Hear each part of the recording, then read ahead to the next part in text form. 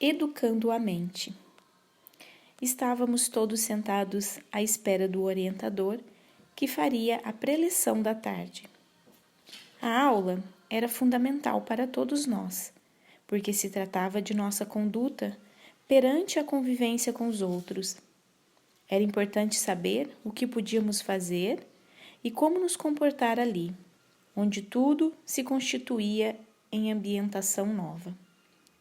Diante de tantas perguntas e dúvidas, resolvemos nos inscrever no curso de ambientação espiritual. Assim, entenderíamos melhor tudo à nossa volta. Afinal, éramos as mesmas pessoas ainda. A fome, a sede, a transpiração, o banho, as sensações genésicas, as unhas e os cabelos crescendo. O que fazer então? Ali, naquele curso, teríamos as informações necessárias. Busquei dar a máxima atenção a tudo, pois o que parecia bem simples ali repercutia em nossas almas aprendizes. Foi o irmão Saulo, cooperador de tarefas da colônia Fabiano de Cristo, que nos falou com bondade. Meus amigos, esta reunião tem por objetivo passarmos a vocês informações que caracterizam equilíbrio e bem-estar aqui. Notadamente, os irmãos necessitam do posicionamento quanto ao tipo de vida que os aguarda. Então, trataremos de assuntos peculiares mais importantes. Desejo que Jesus nos abençoe e eu possa lhes proporcionar uma tarde instrutiva e sadia. Vamos pensar que a vida é uma só, que se fragmenta entre uma existência e outra. Desse modo, somos compelidos a racionar que nada tem fim para o espírito. Por maior que sejam nossas dificuldades, e se a eternidade é patrimônio de cada um, as atribuições do espírito são posses individuais. Quando partimos para a terra, levamos para lá o que carregamos na alma, os gostos, as escolhas, os pensamentos, nada mais. E por lá assumimos um corpo denso, que se afinará aos poucos com nossas ideias. Então, com ele formamos uma parceria. O corpo nos oferece veículo e uma soma de provas e expiações, e nós, os espíritos, somos os dirigentes de tal veículo. Doamos a parte pensante, fazendo assim com que a vida humana se multiplique e se desenvolva em nós o ser integral. Na Terra, externamos aquilo que trazemos na intimidade. Aprendemos muitas coisas, ensinamos outras, mas em geral, experienciamos lições que nos fazem maiores. Quando retornamos ao plano espiritual, deixamos lá todo o peso. A parte material não viajará conosco e damos a isso o nome de morte física. Ao penetrarmos a antiga casa espiritual, temos de começar tudo de novo, engatinhando nas primeiras lições, até relembrarmos que tudo está adormecido em nosso interior. Este é o nosso objetivo aqui. Conseguir nos reabilitar, reaprender normas, conceitos, regras, pois o que é mais simples por lá se torna aqui uma incógnita. Por exemplo, devo tomar banho? Claro que sim. A transpiração também é fenômeno do perispírito, ou seja, o corpo espiritual. A diferença em relação à nossa apresentação nesta morada é que aqui há maior responsabilização. Tudo é medido pelo grau de intenção, enquanto na Terra é mensurado por ações.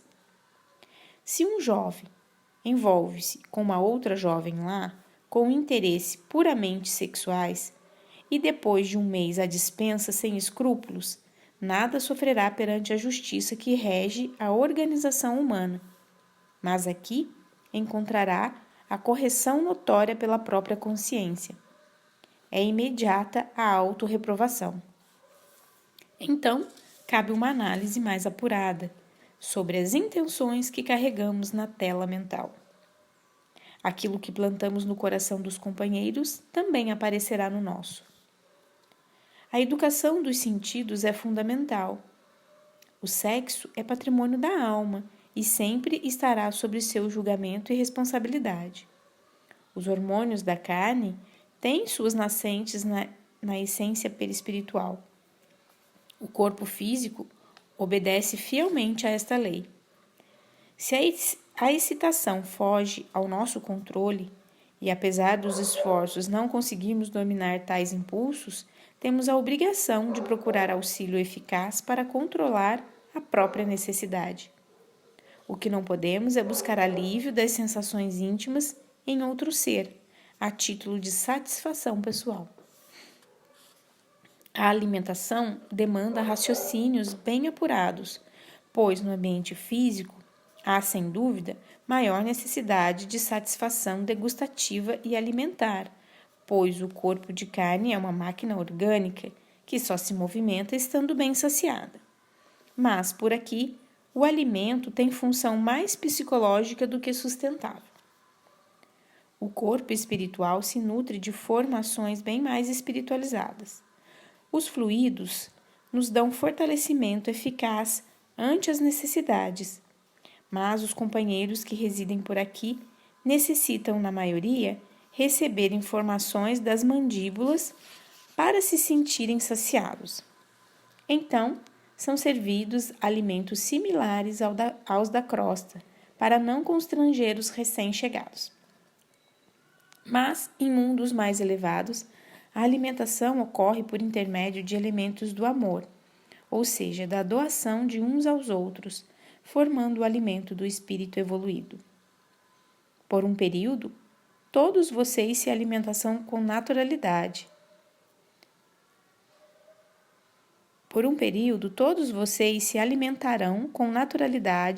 Sem mudanças expressivas, mas serão convidados a reaprender a se servir de outras fontes de alimentação. Não tem nenhum sentido por aqui a palavra comemorar, que é substituída por confraternizar. Nenhum ser dos reinos inferiores deverá morrer no corpo para nos alimentarmos. Devemos nos reunir para uma convivência mais aproximada com aqueles que amamos. No futuro, os novos habitantes da Terra implantarão por lá a confraternização, na qual o que valerá é a presença amiga e o calor de seu afeto, nada mais. O esporte é uma saída para que possamos aprender a nos envolver uns com os outros. Trocamos afinidades, parcerias, sem que haja morticínios. A sede terá neste plano satisfação na água, pois a água aqui é um veículo de muitos elementos nutritivos e saciáveis. Mas acreditem, nós só a usamos para proveito supremo. Nada de fazer dela veículo de higiene nos caminhos da limpeza comum. Toda higienização de lares, banheiros, pisos é feita à base de magnetismo, que desmaterializa as defecções e sujeiras produzidas por nossa civilização. Vamos crer, meus amigos, que no futuro tudo isso será para todos algo bem comum. A palestra se estendeu tarde adentro, e um número acentuado de informações penetrava em nossas mentes. Eu fazia instantaneamente uma natural analogia entre aquele novo mundo e o que morávamos antes, enquanto o irmão Saulo continuava sua palestra. Quanto desperdício ao usar a água potável para lavar calçadas, dar descargas nos sanitários e tantos outros usos inadequados. O excesso de alimentação e o mau uso da sexualidade. Realmente, desencarnar é candidatar-se a uma faculdade onde nossas vidas tomarão outro rumo. Hoje, vejo a grande necessidade de modificação da zootecnia, para que modos e usos relacionados a esta ciência se espiritualizem. Criamos os animais com o mesmo zelo de um familiar, dando a eles alimentos, remédios, conforto, e quando estão saudáveis, simplesmente são abatidos para que nos sirvam de alimento. Por mais comum que seja para a terra, e eu aceitava a parte disso com naturalidade, temos de rever nossos conceitos e enxergarmos nos grãos, nas verduras e nos vegetais fontes generosas de alimentação frugal e inteligente. Ao final da preleção, o companheiro nos agradeceu a permanência, afirmando que são poucos os que realmente se interessam por mudar os rumos da cultura alimentar e social da Terra. Afirmou que cabe a nós reformá-la por meio de possíveis retornos ou de mensagens e livros que vão lentamente lapidando a consciência encarnada e desencarnada. Fiquei feliz com as ótimas informações e logo pensei nos campos da Terra, que poderão ser para nós grandes laboratórios para a evolução. Por aqui, encontrei um freio para tudo que me habituei a pensar na Terra, o qual se chama reflexão. Após refletirmos, o pensamento sempre tomará outro rumo. Vamos pensar mais. Tudo depende de como enxergamos a vida, se a vemos como um produto de nossas escolhas ou como uma obra interminável de Deus.